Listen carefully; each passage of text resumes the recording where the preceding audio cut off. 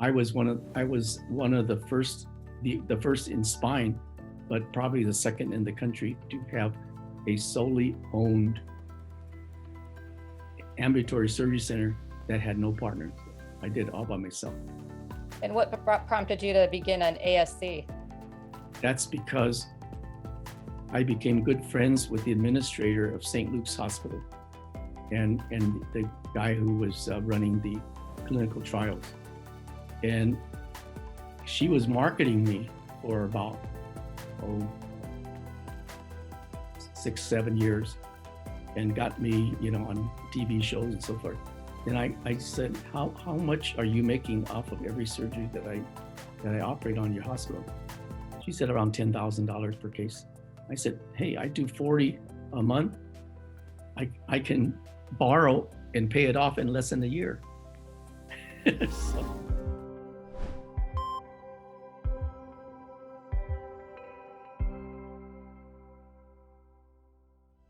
Welcome to today's episode of the Providers, Properties, and Performance podcast, where I am joined by Dr. Anthony Yeung, retired spine surgeon who developed the Yeung endoscopic spine system, where he has lectured internationally and is currently writing a book regarding the procedure.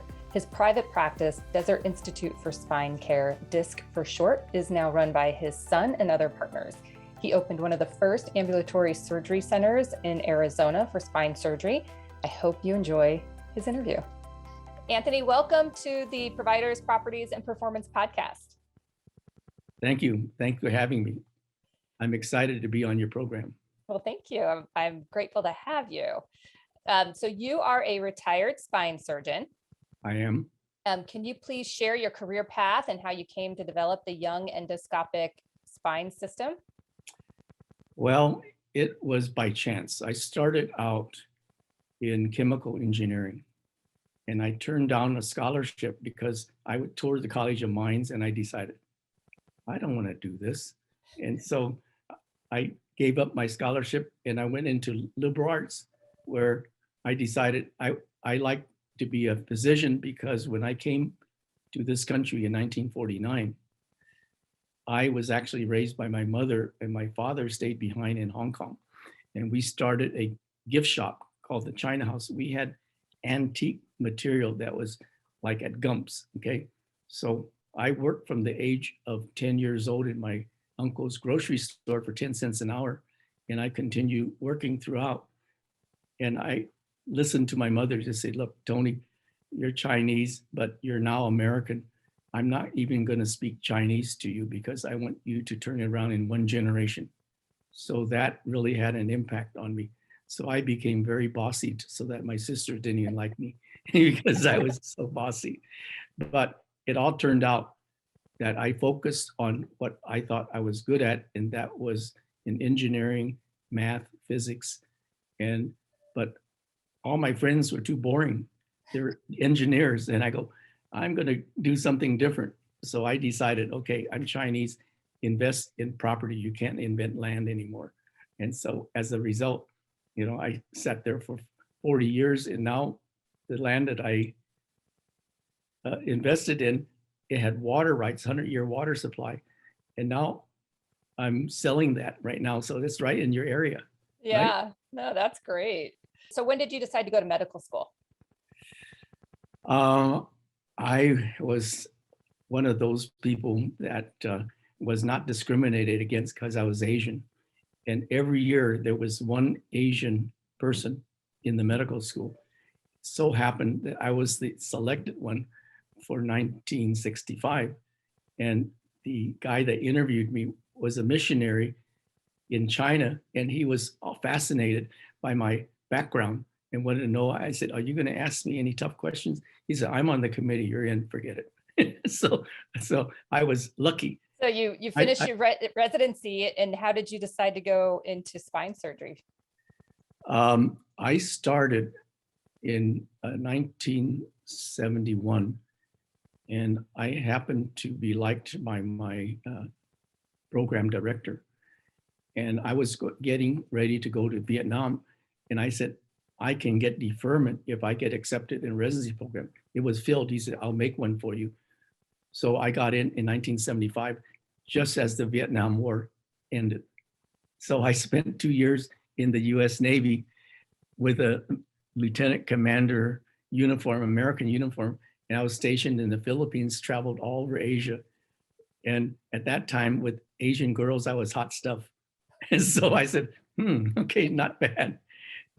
So anyway, I then used what I liked and developed the Yeung endoscopic spine system in 1998. And I opened my own ambulatory surgery center. But as luck have it, I was liked by the administrator of St. Luke's Hospital, who marketed my skills, and it got the fellowship trained spine surgeon mad because here I was just a general orthopedic surgeon, and the hospital was promoting me. So, you didn't do your fellowship in spine surgery. You did your fellowship in general orthopedic surgery. Yes, Okay. right. All right. But I decided, okay, I'll just do what I like. So basically, and I teach my grandkids, my son is a spine surgeon, my daughter's a dermatologist, and my son wants sports medicine. I said, well, his friends told him, if you don't go into spine and follow the pathway your father led, you're crazy. Then my daughter says, I like dermatology, but it's too hard to get into. I said, don't you dare take anything less. Do some research and you'll get into a program. And Yeah, she's a dermatologist. Yeah, I So don't think all my there's enough. kids are doing very well. So I'll die happy. And So I'm the last of the generation of my family. And so what was happening in spine surgery that you thought that, that got you thinking about this particular system and got you to develop Okay. it? Most people will follow what the academics tell you. Follow this, follow that, learn how to do it, use this textbook. And I said, what about the people who don't fit in the program? I want to treat pain. Right. And then by the time I finished, I had done 11,000 cases. Nobody's going to pass me up for the next couple of years. But 11,000 cases, I would identify the cause of the pain with the endoscope.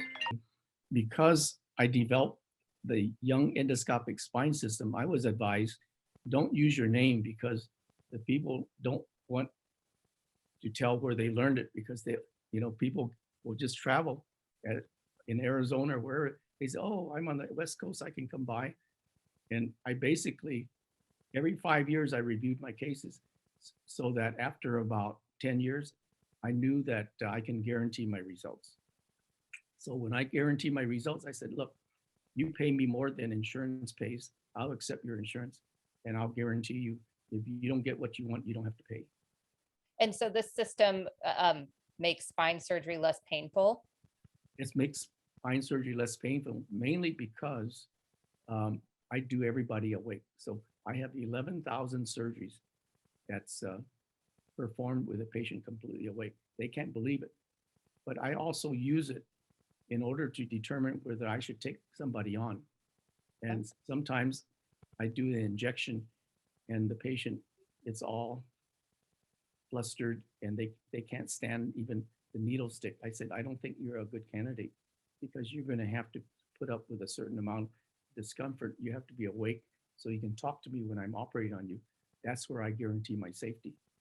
Interesting.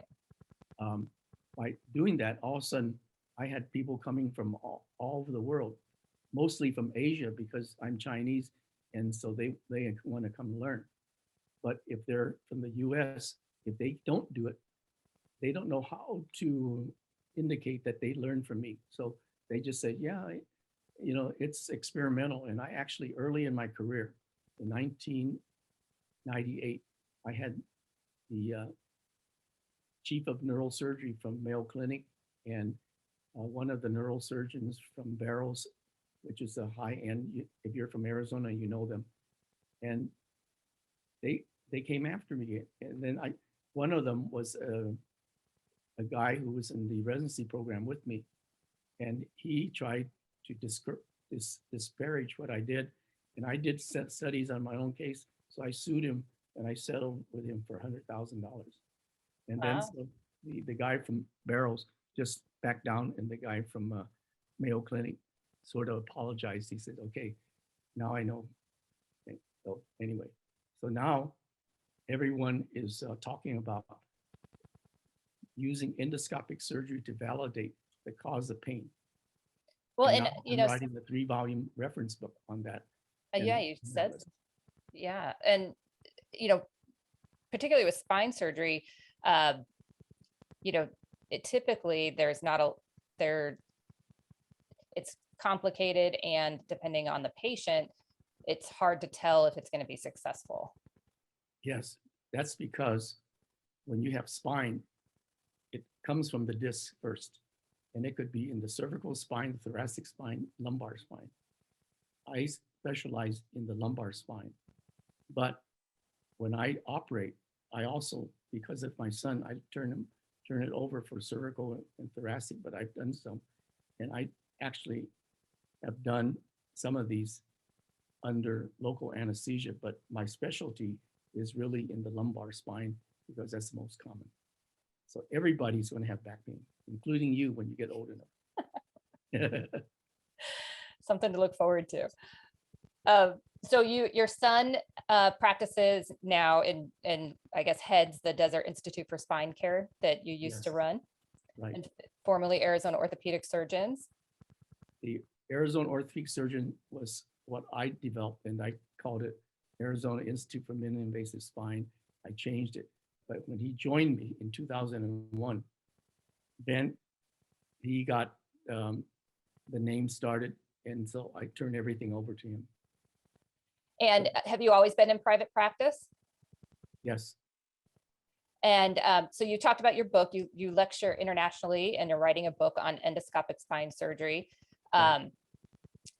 And so you do the endoscopic, and then the disc practice is known for minimally invasive spine surgery. So does that do the different parts of the spine, but still laparoscopically? Yes.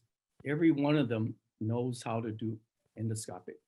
But while I did 100% of mine endoscopic, they maybe do 20% or 30%. Each one has their own specialty. Like my son is in sports medicine, so he takes care of his consultant for the Diamondbacks, the Cardinals, the Suns, and they ask him to be a consultant. However, they have primary care or internist that screens the patient. So he's very busy, and I'm very proud of the fact that he is well trained, but he is so busy that some of my other partners in DISC, the second one was Nima Solari, and he actually scrubbed in with Chris to operate on my own back. Oh. So I use myself as a guinea pig, and I would tell him, stop that, because I can feel this, I can feel that. It was a big joke around the office. Wow, that's crazy that you yeah, but that in a long history. And what's got me started was when I came to Arizona. My mother was American citizen. She was born in Portland, Oregon. And she went back to China, brought in by her father, who came as a 16-year-old and went to Alaska to work. And then he became the right-hand man for this person in Portland, Oregon. So he was so well liked. His boss said, I'm going to give you some property next to my house, and you build a house. I'm going to give you the property, and you go to Alaska in the summertime and work, and then come back in the wintertime, and you could be my everything. So then after about 20 years or so, then the way they do that in China, you come make your fortune, you move back to China, and you buy a village or do something like that. And so that's when the war broke out. That's where my mother met my father, who represented China in the Olympics, the Eastern Olympics, and was a water polo player. In those days, there's no YMCA. So what happens is you practice in the river swimming upstream. If you get a cramp, you don't make it. But those who survived became Olympic swimmers. It's funny. So I don't know if they train that way anymore, but no, that is interesting. but But if you follow the news, I mean, China is going to, I think they realize that they made a mistake with a one-child policy. So they're trying to increase the population, and India is catching up with them. So India is a democracy, but India is now going to overtake China in population within 5 years or so. Wow. So they realize it's all about global economics. Absolutely.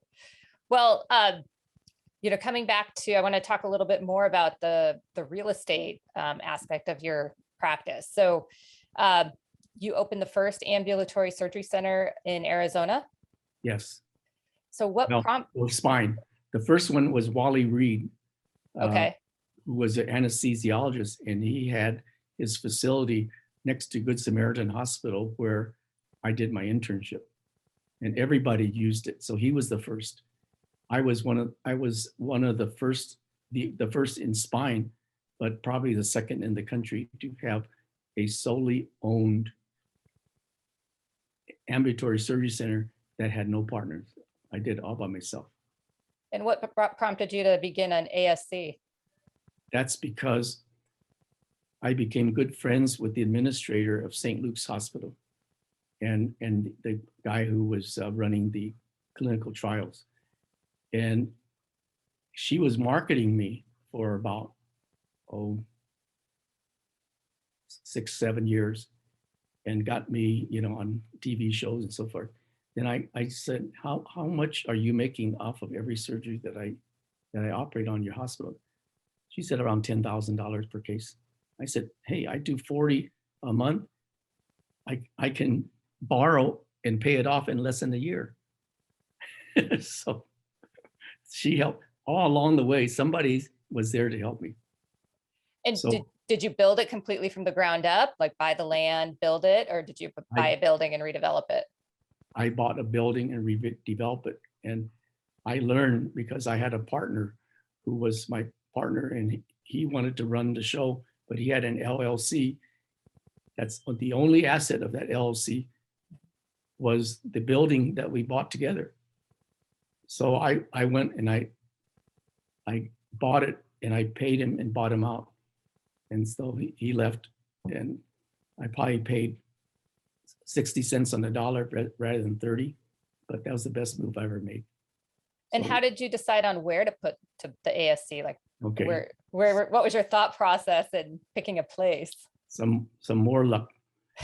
My wife's cousin, his name is Clarence Tang, and he was one of the guys guiding Blue Cross Blue Shield. Bob Bola was the guy. And I said, hey, Clarence, where should I locate my surgery center?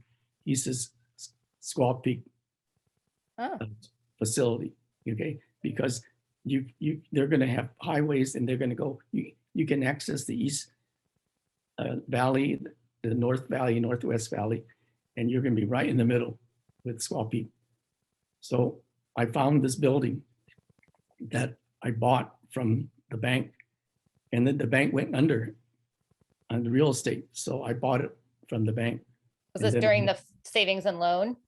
Yeah, it was a Sun State or something like that. Yeah. So I paid 1.3 million, but I ended up buying it for 600,000. At that time, they were getting 300,000, 30 cents on the dollar, since you're in the real estate. Right? Yeah. So I'm Chinese, like I said, I invest in land because you can never buy it. But I waited 40 years until I was able to take advantage of it. Well, and DISC has itself has several locations across the valley. So how did you decide on those? My son decided, because he brought in people. For instance, the best spine surgeons in Arizona asked to join us.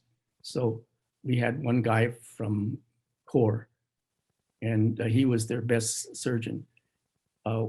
We recruited Justin Field, who was at Cedars-Sinai, and he was the first partner. The second partner was Nima Solari, who trained in Stanford. The third one from Core, and the last one, was the brother of Eileen, my son's first girlfriend. So So they're all high-end Stanford, Harvard trained spine surgeons. And so as a group, we probably have the highest trained specialty group. And each one, they get along very well with each other. So did you pick locations next to where they wanted to be as you Well, recruited them? when I bought the building, I owned the whole thing. So unless my son gets mad at me, he's going to end up owning, what I have. I still have 32%. So I sell, you know about EBITDA. So I sell it at 2 times EBITDA, but I was offered 8 times EBITDA. Nice. Well, Dr. Yeung, we're going to go into the Q&A, get to know you a little bit. Okay. And you've already answered the first one, that your first job was in your uncle's shop. Right. So do you think you would be doing anything else for a living other than being a physician? You know what? When I was in high school, they tested my IQ. It was like, I don't know, 130 something. And they said, you could be a social worker or a pilot. I said, those two don't make any sense. I'm not a social worker, but maybe a pilot. So Maybe a pilot. yeah, I would like being a pilot, but I like being a spine surgeon better, as long as I'm considered one of the best at what I do. And that's what I tell my kids. I don't care what you do, but be the best at it and do something that you like. So it's not like work. Right. Yeah. Otherwise it feels like jail. Yeah. But I have to give credit to Dr. Jack Klein, who I was so impressed with how he was so nice to our family when we moved to Tucson. He was an ENT specialist, and he advised his children not to get into medicine because it's it's not that rewarding. And one became a colorectal surgeon, and the other is an orthopedic surgeon who's the grandson. So we kept in touch. All of it has to do with luck. But yeah. What's very important is that coming to the United States, we had the freedom to get ahead just by working hard. You don't have to be the smartest, but you want to work the hardest and you want to enjoy what you did. So do you think if your family stayed in China and you grew up in China that you would have had the same opportunity? No, because look, here's what happened. Eisenhower, who I supported in high school, he was the aide to Douglas MacArthur, and Douglas MacArthur told Truman, we have to help the nationalists because it's going to turn communist and you're going to have, a tiger by the tail and you can't handle it. And Truman didn't answer. And they let communist China take over. So that's when my mother left in 1949, just ahead of the communist takeover. My father stayed behind because he was one of those whiz kids, and he was the Internal Revenue Director for Southern China after 3 years. And he was in the KMT, Kuomintang. So then he came over. I grew up without my father. It was my mother that raised me. But he was the one that told me to go into engineering, aeronautic engineering. And I said, oh, my friends are too boring, so I want to be a doctor. So like Dr. Jack Klein. So, it's funny how things work out, but it's a lot of luck and hard work. And that's what I think rewards us here. Yeah, taking advantage of luck and being able to understand if it is luck and Right. Yeah. Right. Who are you reading or listening to right now for news, information, or inspiration? I listen to Fox, and then I listen to CNN and MSNBC and CBS. And I said, these guys have no clue. So I think like people that's on Fox News, but I try to balance it. Okay. So, but the British BBC is pretty good, but it's all about tabloids and things like that. Yeah. So I like, and then I hear that Al Jazeera kind of puts it in perspective, but I mostly listen to Fox, and then I listen to the other channels, like mostly CNN and cable news. And then decide for yourself. What? And then decide for yourself. Right. But I'm very opinionated because I said, I'm the best at what I do, so I don't need to listen to anybody else. I'm going to tell those who want to listen what I do. And if they do, we're okay. But it doesn't matter. So How many surgeons have you trained? probably several hundred who actually have come to visit me. Yeah. But those who have taken my courses, back in 2000, I started training surgeons on how to operate on people awake. And then I actually had my boss in orthopedics attend, and I had all kinds of people against me. It's crazy because they don't know what I'm doing. What is one thing you do every day for healthy self-care? I used to run cross country, and I was, on the state champion high school team, and then I started running intramurals in college, and I continued running when I was in college. But it was a lonely sport. There's no spectators. There were no girls watching me. So, but anyway, I stayed in very good condition. But now at my age, I developed polyneuropathy from complications of type 2 diabetes.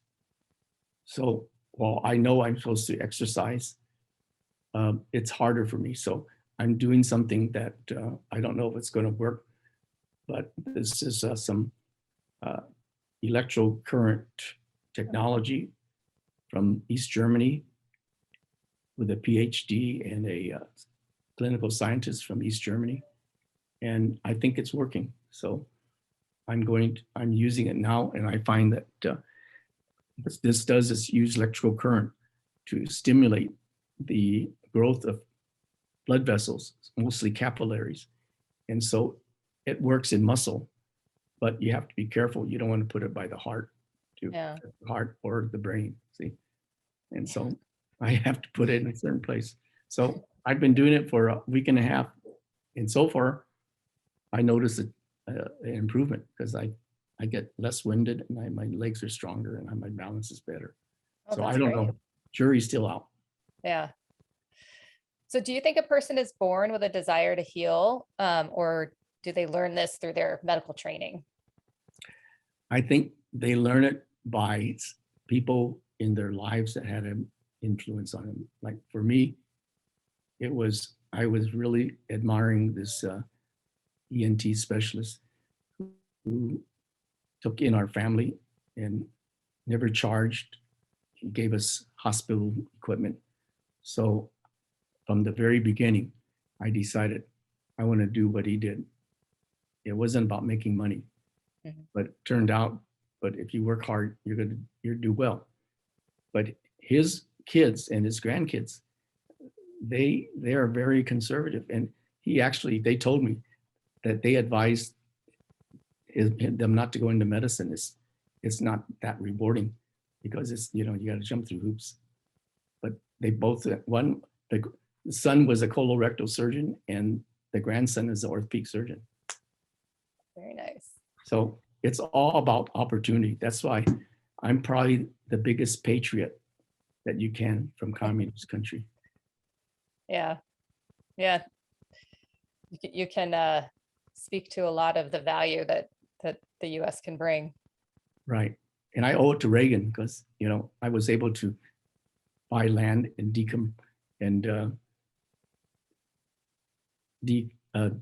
get tax credit for, selling farmland. And if you had grazing land, you can rent a cow, put a fence around it, and you get grazing land until you get caught, and then you have to give it up. Well, Dr. Yeung, when do you think your book will be finished? It's due to be finished in March. I finished one volume, the cervical volume, and the second volume is being edited. The third volume is not far behind. So, but I'm not as good technically. So I'm helping this friend of mine called Kai Lewandowski, and he's in Tucson.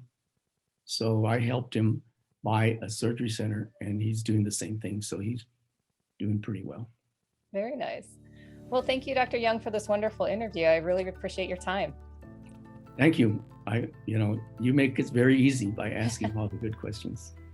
Oh, thank you. I appreciate that.